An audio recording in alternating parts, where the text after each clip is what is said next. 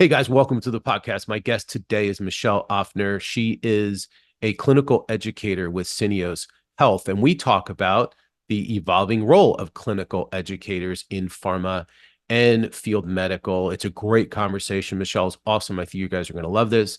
Don't forget to follow me on LinkedIn. Check out announcements for things like MSL Talk Live, which is typically once a month, and different events that are coming up in medical affairs. So as always, thank you all for your support of this show. Hey guys, welcome to the MSL Talk podcast, a show specifically designed for MSLs and all things field medical. If you get value from these episodes, please click the subscribe button and share this with others. Tell all your friends. Thank you for all your support. Hey, Michelle, welcome to the podcast. Thanks for joining me. Hi, Tom. Thanks for having me. I am excited. So guys, as you may recall, we partner with Syneos Health is one of our sponsors, and we've had several brilliant Syneos folks on the show. Michelle is no different. She's going to bring a whole nother perspective, and I'm really excited. But before we get into our topic, Michelle, why don't you do an introduction of who you are and where you're from and all that good stuff? Sure. So my name is MSL Offner. I am from Philadelphia, Pennsylvania. My background is as a nurse practitioner. I worked in the oncology space for about the last 15 years or so. And now I have transitioned into the role of clinical educator. Awesome. And that's the topic, guys. So we're going to talk about the evolving role of clinical educators, which I don't really think we've done before. I don't think we focused that much in the past on this topic. So I'm really excited to talk about this because it's really important and really relevant. Before we get into that, I do want to mention, as I said before, that Syneos is our sponsor for today's episode. They are Syneos Health Commercial Solutions is the leading provider of industry's broadest and most fully integrated offerings, blending a deep understanding of human behavior and the latest technology with hard-earned knowledge and insights gained from supporting the commercialization of more products than any other partner. Syneos delivers predictive solutions that reduce risk, accelerate commercial performance, and fulfill industry's promise to patients. So please visit them at syneoshealth.com. That's SYNEOSHEALTH.com. So we are going to jump into it. I'm excited. So Michelle, can you just start with telling us what is a clinical educator, and I guess how is it different from an MSL? Sure. So clinical educators come from a variety of backgrounds, group of, reliable and trusted healthcare providers who have a lot of experience. This experience allows them to work with healthcare providers, patients, a number of people throughout the healthcare continuum to utilize effectively and confidently products that are brought to them. And then I guess one of the main things that I always think about, and people always ask me, is like the customer, the external customer. So who do clinical educators typically call on? Sure. So we really engage across the health continuum. Certain providers will, or certain educators will meet with healthcare providers. Certain educators may be on the clinical trial side. We may be meeting with patients to speak with them on how to utilize the product. So really anyone that's interested in learning more about the product or to be able to utilize the product better, we're happy to meet with.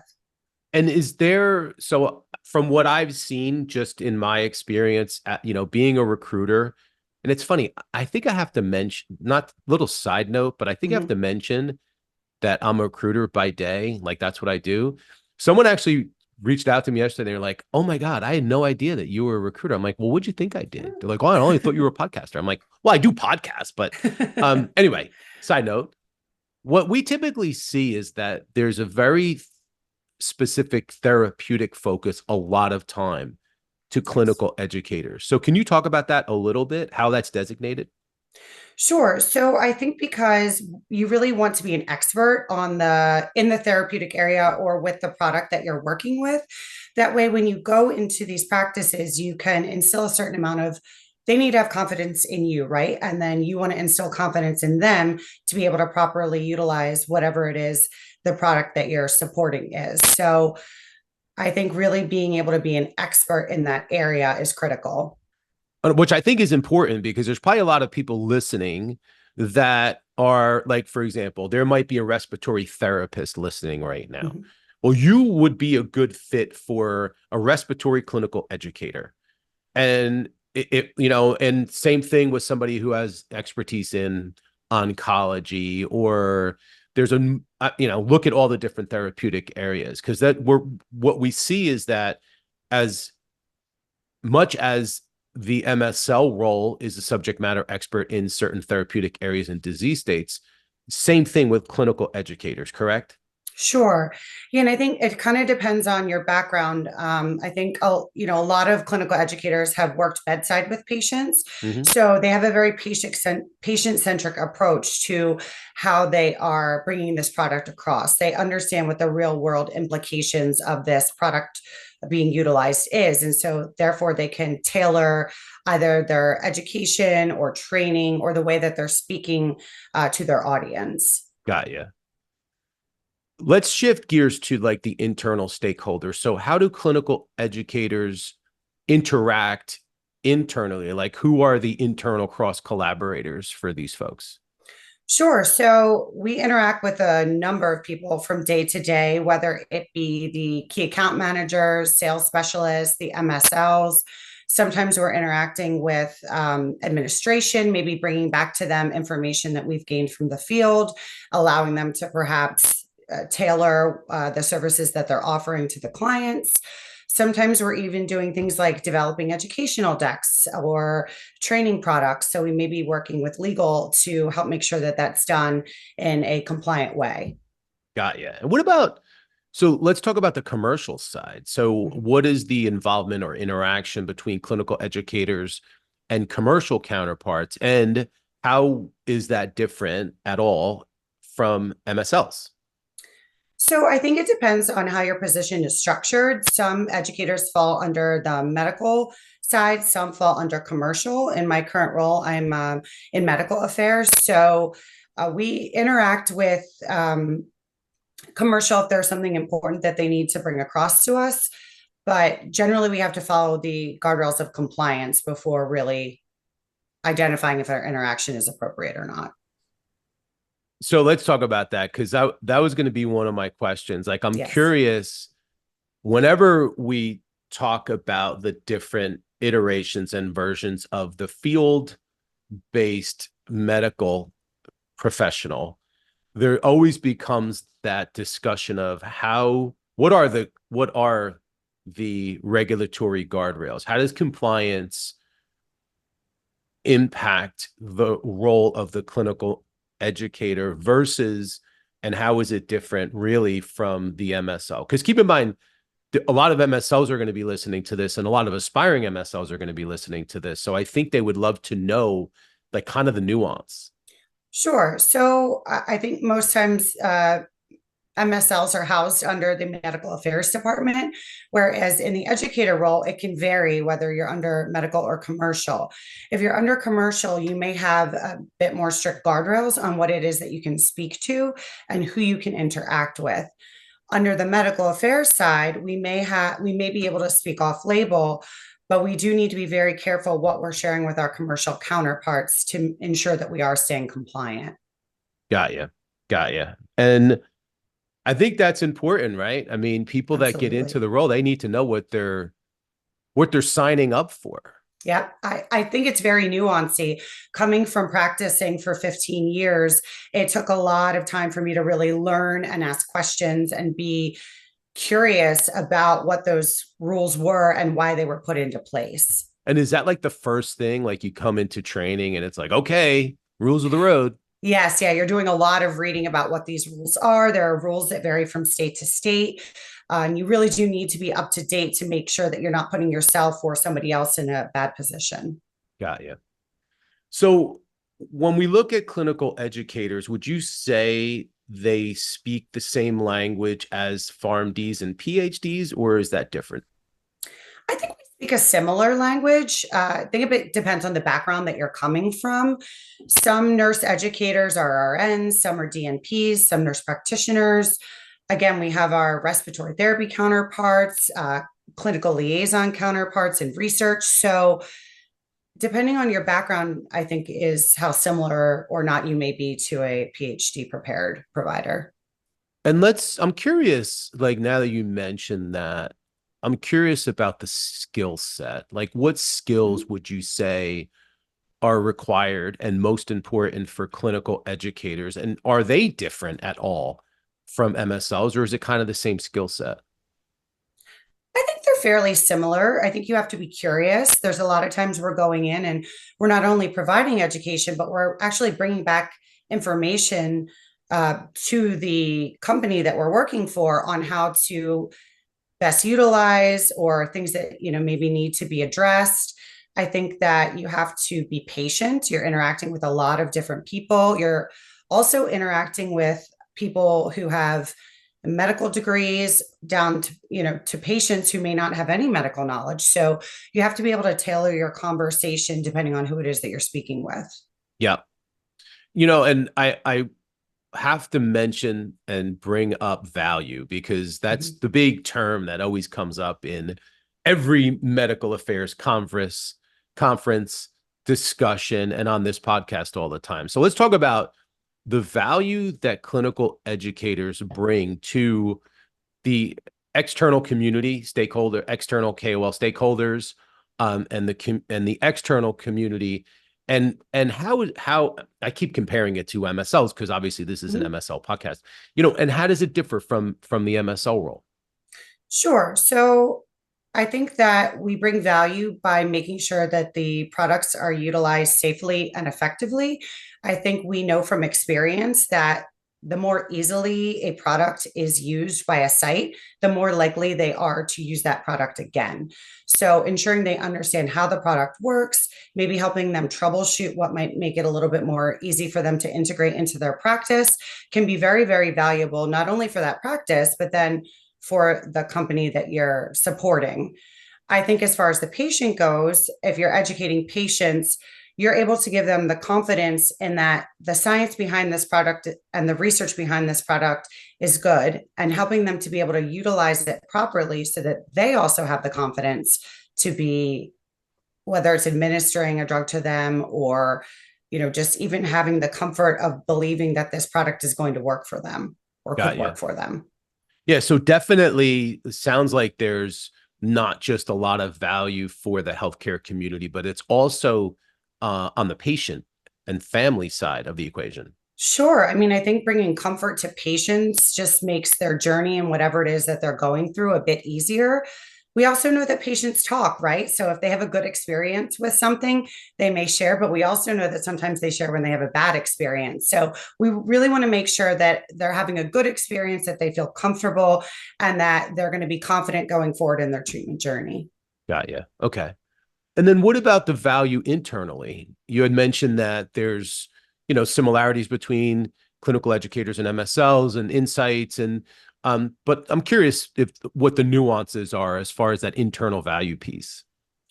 Sure. So I think we provide support to a number of different roles within the company. I think that we're able to support the MSLs in that they're meeting with their key account and thought leaders. They're focusing on research, potential research, bringing back insights to the company.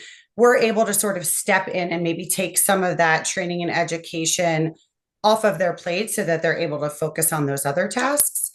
We're able to support the sales specialists by perhaps helping to speak to something that they are not because it's off label if you're on the medical side, allowing their sites to really feel confident in utilizing the product and again, perhaps wanting to use it again.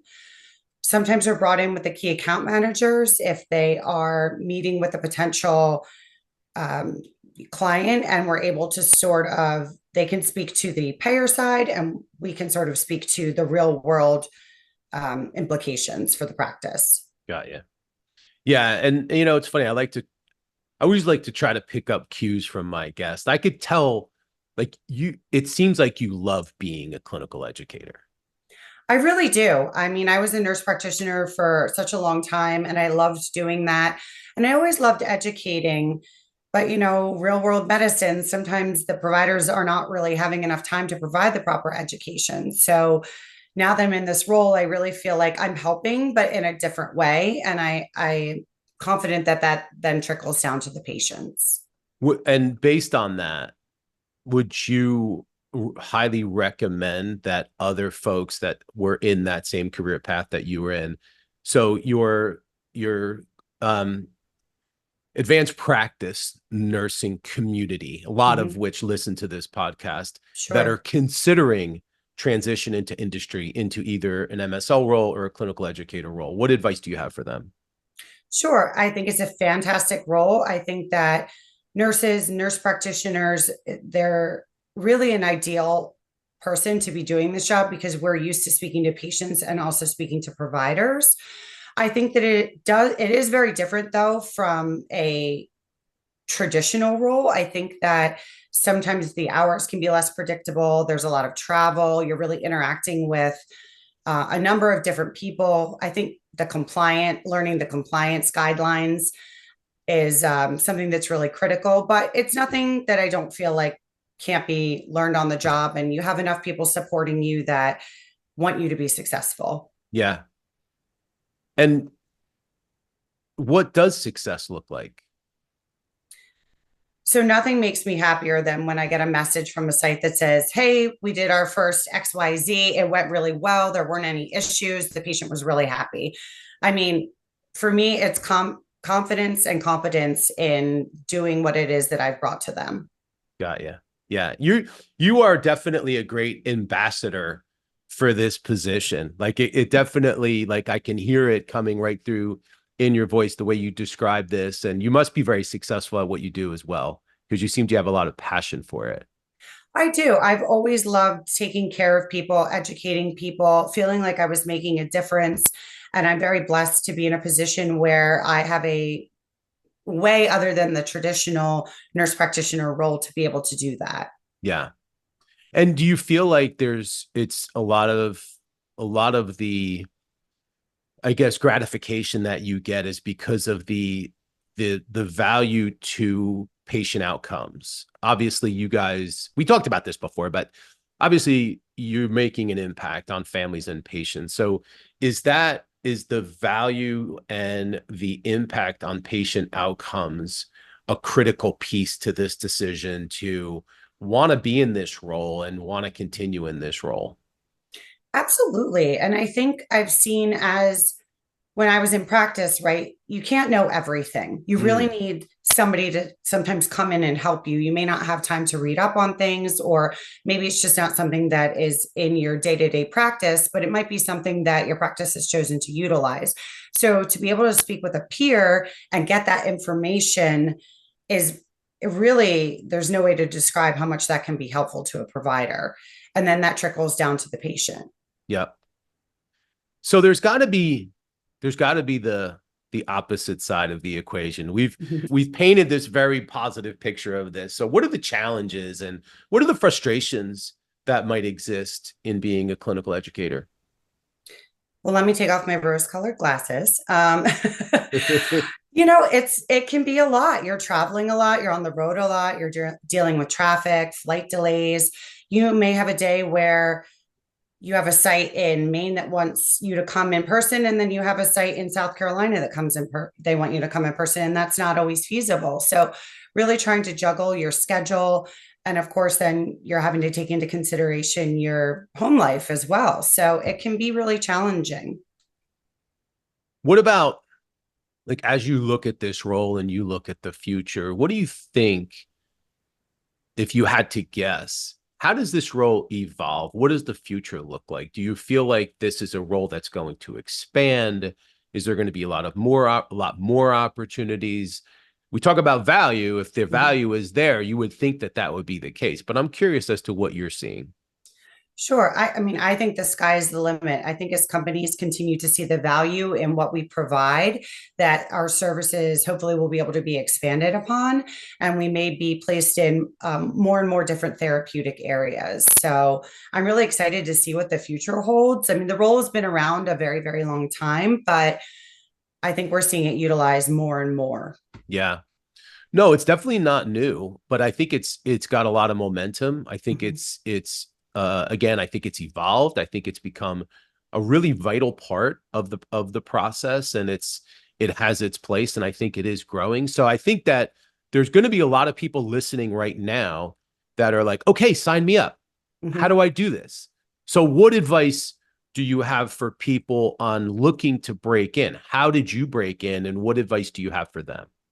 Sure, sure. So, in my previous role, I worked with a top thought leader, and so a lot of times, if a pharmaceutical company was looking for someone to either do ad boards or to come give a talk, I would be referred to do that. So that's kind of how I got interested in this side of the healthcare world. It does take a while, or it can take a while. So, what I would say is just be patient, be persistent, put your best self out there, try to make as many connections as you can, using online services to connect with other providers or other people in the role, seek people out. So, if you hear of a friend who's a nurse educator, talk to them. Most of us are really happy to talk about what we do. So, and nurses love to support other healthcare providers. So, bringing other people into what we do is, we would love to do that. So, Yeah, and let me, if I can just jump in mhm, and add that networking is such a key part. You mentioned it, but you really networking is such a key part to this. It seems like looking at the advanced practice community, it's tight. People mhm, know each other. yes. So I think that there's power in numbers. So I think that probably in my experience and in my advice, and it's in my book, actually, if you Mhm. guys like go and buy my book, Job Search Mastery, How to Win Your Dream Job, because there's a whole section about this. Shameless plug for my book. But no, I think that there's a lot of people stuck. They want to transition. They want to be an MSL. They want to be a clinical educator, and they're struggling. They're having trouble getting interviews. They're not getting noticed. I think one of the key aspects is to utilize not just your network, but reach out to people that are currently in the role that have the same background as you. Like, do you agree that being in that same, coming from being cut from the same cloth, coming from the same background, are you more open to helping somebody that's actually coming in, trying to come into the world that you just left? Absolutely. I think for me, it was definitely a struggle. It took a lot of time. There were periods where I didn't think that it was going to work out. And you just push through, you be persistent. And I think now that I'm on this side, absolutely love to help other people that are trying to get into the role. It's a fabulous role. I think more people, I mean, I'm excited this is getting out there because I think there's a lot of people that don't know about it, at least from a nursing side. We're kind of through nursing school taught a very traditional tract, and there's so many other things that you can do with a nursing background. So I think that lean into your contacts, lean into people that you've met with in the past. Maybe there were reps or whomever who may know of these roles opening up, and just keep on it. Yeah, and it's great advice because it's hard, and these jobs aren't going to fall into your lap. You have to be really Mm-mm. super proactive in making it happen. But at the same time, I'm sure you're very busy. I'm sure people that are listening to this that want to do Mm-hmm. this, that are out there and they're working in this, in a, a clinical profession, or nursing profession, are super busy, Mm-hmm. right? So the key is you have to try to make time throughout your week to do the extra work, to network with individuals that have the same background, reach out, try to do informational interviews with people that are currently in the role, people like Michelle that are currently in the role. Not saying that you need to all reach out to Michelle right now because she's very busy. Mm-hmm. But I think that that's a critical piece of it. Anything that you want to add, just final words? I think just that if you're looking to get into this role, again, just really do your research, know what it involves, be persistent. And I think it's a wonderful role. I really love the value that we bring not only to the companies that we work for, but also to the patients, and that we're helping in a way that I guess previously may not have thought was possible for me. So Well, you're a great ambassador for this role. thank you.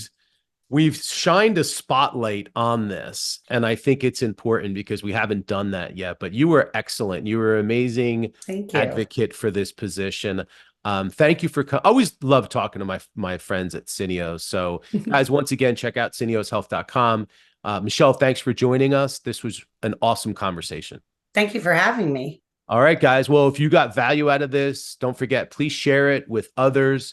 And as always, appreciate your support of this show. And I'll see you next time.